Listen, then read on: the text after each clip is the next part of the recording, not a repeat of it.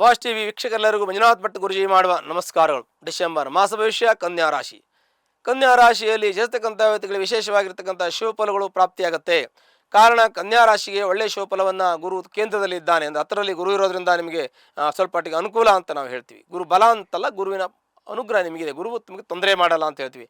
ಯಾಕೆ ಅಂದರೆ ದಶಮದಲ್ಲಿ ಗುರು ಇದ್ದು ಧನಸ್ಥಾನವನ್ನು ನೋಡ್ತಾನೆ. ಹಾಗಾಗಿ ನಿಮಗೆ ಬಿದ್ದೋದಕ್ಕೆ ಬಿಡಲ್ಲ, ನಿಮಗೆ ಒಳ್ಳೇದು ಮಾಡ್ತಾನೆ, ಕೈ ಹಿಡಿತಾನೆ ಗುರು ಅಂತ ಹೇಳ್ತೀನಿ. ಮತ್ತೆ ಕನ್ಯಾ ರಾಶಿಯವರಿಗೆ ಆರ್ಥಿಕ ಸಂಕಷ್ಟದಿಂದ ಪಾರಾಗುವಂತ ಇವಾಗ ಗುರುದೃಷ್ಟಿ ನಿಮಗೆ ದಶಮದಲ್ಲಿ ಇದ್ದು ಧನಸ್ಥಾನ ಗುರುದೃಷ್ಟಿ ನೋಡೋದ್ರಿಂದ ಆರ್ಥಿಕ ಸಂಕಷ್ಟದಿಂದ ಪಾರಾಗ್ತೀರಿ, ಸಮಸ್ಯೆಗಳಿಂದ ಪಾರಾಗ್ತೀರಿ. ಕೆಲವು ಕೊಡೋರಿಗೆ ತೆಗೆದುಕೊಳ್ಳೋರಿಗೆ ಆರ್ಥಿಕ ರೀತಿಯಲ್ಲಿ ನಿಮಗೆ ಅನುಕೂಲ ಆಗುತ್ತೆ. ಆರ್ಥಿಕ ಸಂಕಷ್ಟದಿಂದ ಪಾರಾಗೋದ್ರ ಜೊತೆಗೆ ಆರ್ಥಿಕವಾಗಿ ನೀವು ಬೆಳಿತೀರಿ ಅಂತ ಹೇಳಬೇಕು. ಜೀವನದಲ್ಲಿ ಯಶಸ್ಸು ಸಿಗುತ್ತೆ ಅಂತ ಹೇಳಿ. ಆಸ್ತಿ ವಿಚಾರದಲ್ಲಿ ಸಮಸ್ಯೆಗಳು ಪರಿಹಾರ ಆಗ್ತದೆ. ಸ್ವಲ್ಪ ತಾಳ್ಮೆಯಿಂದ ಇರಬೇಕು, ಕೂತು ಮಾತಾಡಬೇಕು.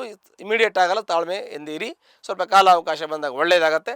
ಒಂದು ವೇಳೆ ಅರ್ಜೆಂಟ್ ಇದೆ, ಅವಸರ ಇದ್ದರೆ ಆಸ್ತಿ ವಿಚಾರದಲ್ಲಿ ನಿಮ್ಮ ಜಾತಕವನ್ನು ಪರಿಶೀಲನೆ ಮಾಡ್ಕೊಳ್ಳಿ. ವಾಹನ ತೆಗೆದುಕೊಳ್ಳುವಂಥ ಯೋಗ ಇದೆ, ವಾಹನ ತೆಗೆದುಕೊಳ್ಬಹುದು.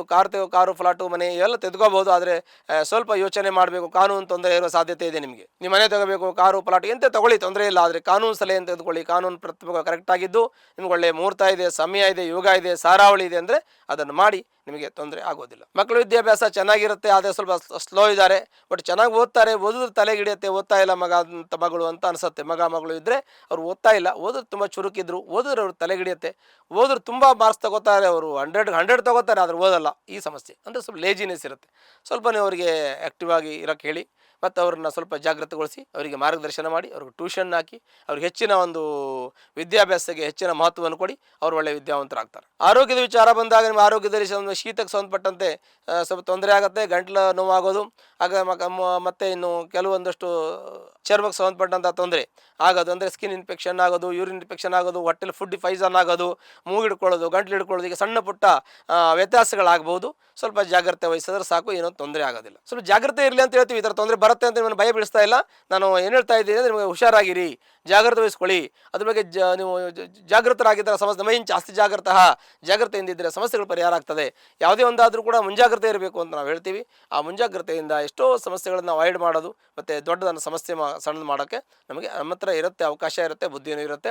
ನಮಗೆ ಅದೇ ಶಕ್ತಿಯನ್ನು ಕೊಟ್ಟಿದ್ದಾನೆ ಅಂತ ನಮಗೆ ಅನಿಸುತ್ತೆ. ಇನ್ನು ನಿಮಗೆ ಶನಿಯ ದಿಗ್ಬಲ, ಶನಿ ಸಪ್ತಮದಲ್ಲಿದ್ದರೆ ದಿಗ್ಬಲ ಅಂತ ರಾಶಿಗೆ ಹೇಳ್ತೀವಿ. ಮತ್ತು ಈ ರಾಶಿಗೆ ವ್ಯಯಾಧಿಪತಿಯಾಗಿ ಲಾಭಾಧಿಪತಿಯಾಗಿರ್ತಕ್ಕಂಥ ಶನೀಶ್ವರನು ಈ ರಾಶಿಗೆ ಪಂಚಮಾಧಿಪತಿ ಅಂದರೆ ಆ ಸ್ಥಾನದಲ್ಲಿದ್ದಾನೆ. ಪಂಚಮಾಧಿಪತಿ ಷಷ್ಠಾಧಿಪತಿಯಾಗಿರೋದ್ರಿಂದ ತುಂಬ ಒಳ್ಳೆಯದಾಗ್ತದೆ.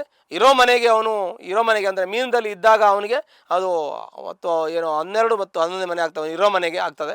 ಆ ರಾಶಿಗೆ 7ನೇ ಮನೆ ಆಗ್ತದೆ. ಹಾಗದು ಕೂಡ ಅವನು ಒಳ್ಳೆಯ ಫಲವನ್ನು ಕೊಡ್ತಾನೆ. ಅವನು ಕರ್ಮದ ಫಲ ನಿಮಗೆ ಶುಭಫಲಗಳೇ ಪ್ರಾಪ್ತಿಯಾಗುತ್ತೆ, ತೊಂದರೆ ಆಗಲ್ಲ. ಶನಿ ಇಂಡಿವಿಜುವಲ್ ಆಗಿ ದಿಗ್ಬಲ, ಆದರೆ ದಾಂಪತ್ಯ ಸ್ವಲ್ಪ ಇರುಸುಮುರುಸು ಆಗ್ತಾನೆ, ಸ್ವಲ್ಪ ಮಟ್ಟ ಕಿರಿಕಿರಿ ಮಾಡ್ತಾನೆ. ಯಾಕೆಂದರೆ ಸಪ್ತಮ ಭಾವ ಒಂದು ಮಂಗಲ್ಯ ಸ್ಥಾನ, ದಾಂಪತ್ಯ ಸ್ಥಾನ, ಕಳತ್ರ ಸ್ಥಾನ, ಮತ್ತು ಬಿಸ್ನೆಸ್ ಪಾರ್ಟ್ನರ್ ಇರಲಿ, ಫ್ಯಾಮಿಲಿ ಪಾರ್ಟ್ನರ್ ಇರಲಿ, ಇದನ್ನು ನಾವು ಕಳತ್ರ ಭಾವ ಅಂತ ಹೇಳ್ತೀವಿ.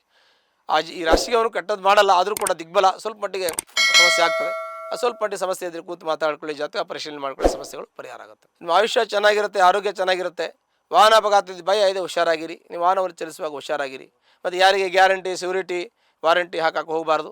ಯಾವುದೇ ಮನೆ ಪತ್ರ ಯಾರಿಗಾರು ಕೊಡೋದು, ಗೋಲ್ಡ್ ಕೊಡೋದು, ಮತ್ತೊಂದು ಮಾಡೋದು, ಇನ್ನೊಂದು ಮಾಡೋದು ಕೊಟ್ಟರೆ ನಿಮಗೆ ಅದು ವಾಪಸ್ ತೆಗೆದುಕೊಳ್ಳೋಕ್ಕೆ ಸ್ವಲ್ಪ ಕಿರಿಕಿರಿ ಆಗ್ಬೋದು, ಸಮಸ್ಯೆ ಆಗ್ಬೋದು. ಬರಲ್ಲ ಅಂತ ನಾನು ಹೇಳಲ್ಲ, ಕಿರಿಕಿರಿ ಆಗ್ಬೋದು. ನಿಮ್ಮ ನಂಬಿಕೆ ಇದ್ದರೆ ಏನು ಬೇಕಾದರೂ ಮಾಡಿ. ಬಟ್ ಸ್ವಲ್ಪ ನಿಮಗೆ ಗೊಂದಲ ಇದೆ ಅಂದರೆ ಯಾವ ಕೆಲಸಕ್ಕೆ ಕೈ ಹಾಕೋಬೇಡಿ. ಹೊಸ ಕೆಲಸಕ್ಕೆ ಕೈ ಹಾಕುವಾಗ ಯೋಚನೆ ಮಾಡಿ, ಮುಹೂರ್ತ ನೋಡಿಕೊಂಡು, ಸಾರಾವಳಿ ನೋಡ್ಕೊಂಡು ಮಾಡಿ, ಅದು ನಿಮಗೆ ಒಳ್ಳೆಯದಾಗುತ್ತೆ. ವಾಸ್ತು ಸಂಬಂಧಪಟ್ಟ ತೊಂದರೆ ಕಾಣುತ್ತೆ, ನಿಮ್ಮ ಮನೆಯ ವಾಸ್ತು ಕನ್ಸಲ್ಟೇಷನ್ ತೊಗೊಂಡು ವಾಸ್ತುನ ಸರಿ ಮಾಡ್ಕೊಳ್ಳಿ. ಅದು ಕೂಡ ನಿಮಗೆ ತೊಂದರೆ ಇದ್ದರೆ ಸರಿ ಮಾಡ್ಕೊಳ್ಳಿ. ಎಲ್ಲರ ಮನೆ ಆಗಿರುತ್ತೆ ಅಂತಲ್ಲ, ಸಾಮಾನ್ಯ 60% ಆಗಿರ್ಬೋದು. ತಾವು ತಾಳ್ಮೆಯಿಂದ ಇದ್ದು ನೋಡ್ಕೊಳ್ಳಿ. ಉದ್ಯೋಗ ಸ್ಥಾನದಲ್ಲಿ ನೋಡಿದ್ರೆ ಉದ್ಯೋಗ ಸ್ಥಾನ ಚೆನ್ನಾಗಿದೆ, ನಿಮಗೆ ಯಶಸ್ಸಿದೆ, ಜೊತೆಗೆ ಪ್ರಮೋಷನ್ ಸಿಗುತ್ತೆ, ಆರ್ಥಿಕ ಸಂಕಷ್ಟದಿಂದ ಪಾರಾಗ್ತೀರಿ. ಎಲ್ಲ ರೀತಿಯ ಸಾಮಾನ್ಯವಾಗಿ ನಿಮಗೊಂದು 70-80% ನಿಮಗೆ ಒಂದು ಜಾತಕ ಅಂದರೆ ರಾಶಿ ಚೆನ್ನಾಗಿದೆ. ನಿಮ್ಮ ಜಾತಕ ತೊಗೊಂಡಿರೋದು ಜಾತಕ ಪರಿಶೀಲನೆ ಮಾಡ್ಕೊಳ್ಳಿ. ಒಂದು ವೇಳೆ ನಿಮಗೆ ಕಷ್ಟ ಇದ್ದರೆ ಹತ್ತಿರಲಿರ್ತಕ್ಕಂತಹ ವೆಂಕಟರಮಣ ಸ್ವಾಮಿ ದೇವಸ್ಥಾನ, ಲಕ್ಷ್ಮೀ ವೆಂಕಟೇಶ್ವರ ಸ್ವಾಮಿ ದೇವಸ್ಥಾನಕ್ಕೆ ಹೋಗಿ ಅಲ್ಲಿ ವೆಂಕಟರಮಣ ಸ್ವಾಮಿಗೆ ಶನಿವಾರ ದಿನ ಒಂದು ಅರ್ಚನೆಯನ್ನು ತಾವು ಮಾಡಿಕೊಳ್ಳೋದ್ರಿಂದ ಎಲ್ಲ ಕಷ್ಟಗಳು ಪರಿಹಾರ ಹೊಂದಿ ನಿಮಗೆ ಸುಖ ಶಾಂತಿ ದೊರಕತ್ತೆ. ಶುಭವಾಗಲಿ. ಲೇಟೆಸ್ಟ್ ಹಾಗೂ ಇಂಟ್ರೆಸ್ಟಿಂಗ್ ಸುದ್ದಿಗಳಿಗಾಗಿ ಬಾಸ್ ಟಿವಿ ಕನ್ನಡ ಚಾನೆಲ್ನ ಸಬ್ಸ್ಕ್ರೈಬ್ ಮಾಡಿ. ಹಾಗೆಯೇ ಬೆಲ್ ಐಕಾನ್ ಪ್ರೆಸ್ ಮಾಡಿ. ಇದರ ಜೊತೆಗೆ ಫೇಸ್ಬುಕ್, ಇನ್ಸ್ಟಾಗ್ರಾಮ್, ಎಕ್ಸ್ನಲ್ಲೂ ಮಿಸ್ ಮಾಡದೆ ಫಾಲೋ ಮಾಡಿ.